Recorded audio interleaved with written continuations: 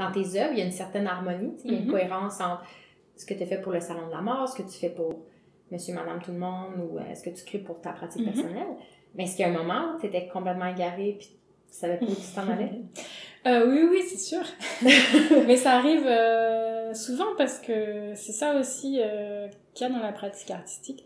Quand on travaille, on explore des choses. Donc il y a toujours une traversée du désert à un moment où on est perdu. Mais qu'est-ce que je fais? Mais pourquoi je fais ça? Où est-ce que ça s'en va? Et puis j'ai un prof de peinture qui m'a pas mal aidée avec ça. À un moment donné, je prenais des cours de peinture à Montréal. Puis c'était systématique. Il y avait, ça faisait 3 séances que je travaillais sur la même toile, puis là, c'était nul, ça avançait pas, Puis il m'a dit, mais c'est normal en fait, tu vas toujours passer par cette phase. Et puis il prenait le pinceau et il me mettait 3 coups de pinceau comme ça, regarde, allez, je te fais avancer d'un pas. Et puis là, je repartais. Et en fait, j'ai compris que ça faisait partie du processus. Ça m'a un petit peu détendue. Oui, c'est vrai. Ça commence à devenir prévisible, en fait. Que c'est toujours un cycle.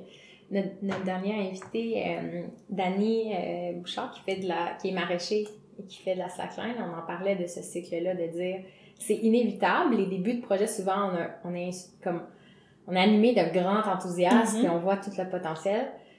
Mais nécessairement, après un certain temps de travail, on atteint un creux puis on est complètement submergé. Puis dépassé, qu'il y a trop de choses, comme cette phase-là de tout absorber pour essayer de créer des liens, on n'est pas capable de faire du sens, puis ça paralyse. Mais ce qui est de rassurant, c'est de commencer à savoir que c'est assuré qu'on va traverser cette phase-là, puis que c'est temporaire. Il y a quelque chose d'apaisant là-dedans. C'est pas toujours... C'est sûr, c'est pas agréable, on le vit tous, mais ça finit par passer, j'ai l'impression, que ce soit des grands cycles de carrière, de qu'est-ce qu'on fait dans la vie, ou comme tu dis, à petite échelle, une œuvre en soi va toujours aussi avoir ce petit cycle-là de créatif. Ouais, c'est vivre avec l'inconfortable. C'est pas forcément si désagréable que ça. Merci d'être avec nous. Moi, c'est Vincent. Je suis normalement derrière la caméra. Si vous voulez faire partie du mouvement et apprendre avec nous comment améliorer le quotidien, venez nous rejoindre dans le Club Renard. C'est la meilleure façon de contribuer à la mission de Renard, puis vous allez avoir accès à plein de contenus bonus. Venez nous rejoindre au renard.ca/club. À bientôt!